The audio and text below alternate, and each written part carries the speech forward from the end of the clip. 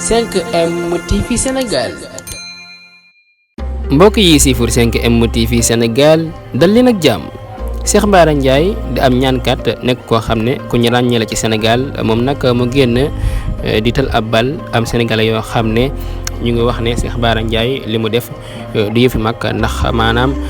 génn ci mbedd mi ñu lay filma ngay tal ab bal ci magum jëmm loolu jaaduwul.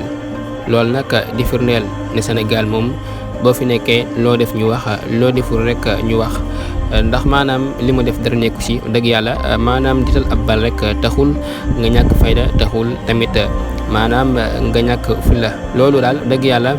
maanaam nu ma ko mën a waxee mooy Sénégal mooy réew moo xam ne boo fi nekkee daal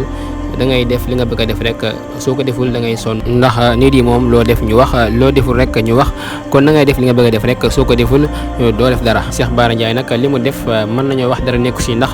mën naam dafa génn rek ba ay xale di football bal bi ñëw ci moom mu jël ko di fa ak ñoom di kaf di ree lii nag day wane ne nit da nga war a woyof wóoroo rëy ndax am na ñoo xam ne waroon ñoom duñ ko def ndax maanaam li mu def nii am na si ñoo xam ne bu doon ñoom duñ ko def. lii nag dafay wane ne nit ki daa war a wàcce boppam ndax nit maanaam nekkul lu dul nit dongo ndax Cheikh Bara Ndiaye nit dong la te football moom dara nekku si ndax football tàggat yaram dong la kon mbokk yi jox leen dig daje beneen incha allah ci 5M TV Sénégal jaa ngeen jëf ci ànd beeg 5M TV Sénégal.